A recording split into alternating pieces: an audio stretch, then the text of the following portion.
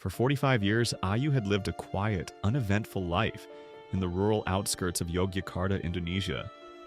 She was a beloved school teacher, a mother of 3, and known in her village for her calming presence and warm smile. She didn't drink, didn't smoke, and had never been seriously ill. Her life was ordinary in the most comforting way, until it wasn't. It began subtly, a strange tightness in her abdomen, a dull ache after meals. At first she blamed it on age, on hormones, on stress. Life had been heavy lately and she figured her body was simply reacting, but the ache didn't go away. Instead, it became sharper, more insistent. Sometimes it felt like something inside her was tugging, stretching. Then came the swelling. Over the course of weeks, her abdomen began to distend. Not the soft puffiness of bloating or weight gain, but a firm, unmistakable bulge. It grew daily until she could no longer button her skirts. Neighbors whispered. Some speculated she might be pregnant again, though she was in her mid-40s and long past childbearing years. Others wondered aloud if it was cancer. She said nothing. What she did feel was fear. Every time she lay down, a heavy pressure would settle in her lower stomach, making it hard to breathe. At night, she would lie awake, hand over her belly, trying to convince herself that it was just a fibroid, maybe a cyst, something explainable. But the pain intensified, sharp, stabbing, hot, like something inside her was twisting in protest. It was no longer possible to ignore.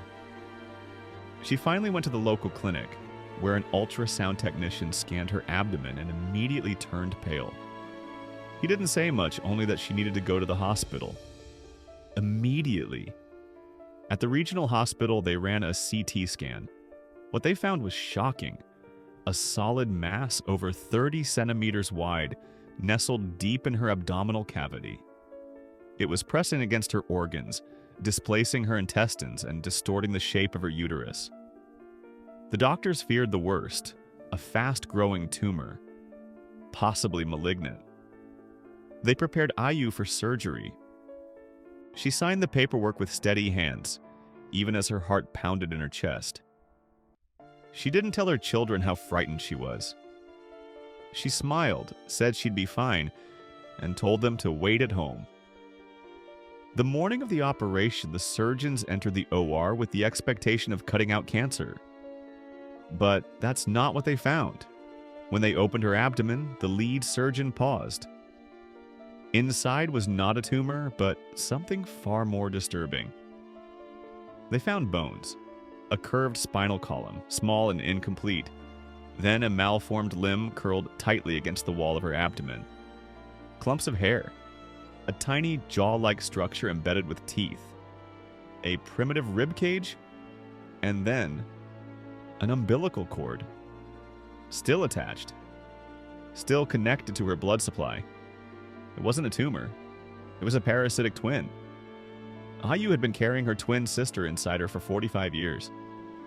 This condition, known as fetus in fetu, is one of the rarest medical phenomena in the world. Fewer than 200 documented cases exist. It occurs when, during early development in the womb, one identical twin is absorbed by the other. Instead of dying off, the undeveloped twin embeds itself inside the body of the other and begins to grow, silently, parasitically, feeding off the host's blood supply. Sometimes it dies early, leaving behind a lump of tissue. Sometimes it survives. In Ayu's case, the twin had remained dormant for decades.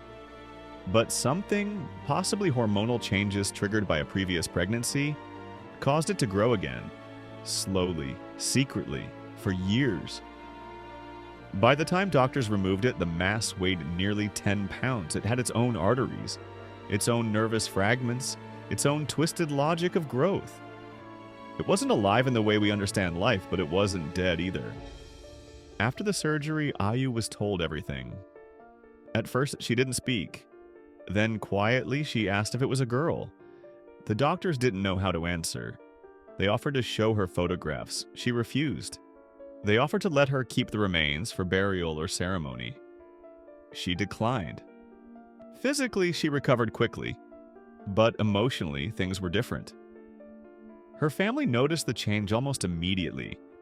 She was quieter, not withdrawn exactly, but watchful, like someone waiting for something to happen. She slept with the lights on. She stopped looking in mirrors. She never returned to her job.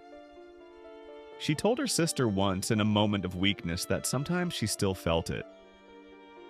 Felt what? Her sister asked. The weight, she said. Like it's still there. Like it left something behind. Psychologists call it phantom twin syndrome, a kind of post-traumatic response experienced by people who've had a parasitic twin removed. For some, it feels like grief for a sibling who never had a name. For others, it's more than grief, it's fear. Ayu began to have dreams. In them, she was back in the operating room. Only this time, the surgeons kept pulling out more and more pieces. Hands, ribs, eyes that blinked. Once she dreamed she was pregnant again, but when the baby was born, it looked just like her.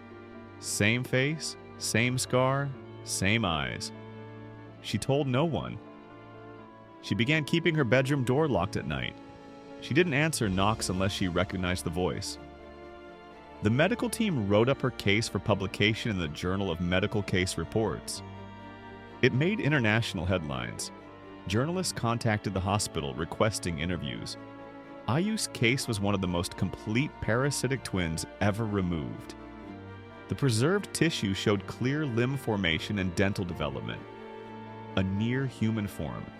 But Ayu refused to participate. She didn't want fame. She didn't want attention. She wanted distance, silence, a way to forget. But how do you forget that you were never alone? That every joy, every sickness, every heartbeat was shared with something you never knew existed? She said once, offhandedly, that sometimes she wondered who was the original and who was the copy. Maybe I was the one meant to be inside her, she whispered. Sometimes when the lights are off and the room is quiet, Ayu presses her hand to her abdomen. Not because she feels pain, but to feel stillness. Because that silence, after all those years, feels just a little too loud.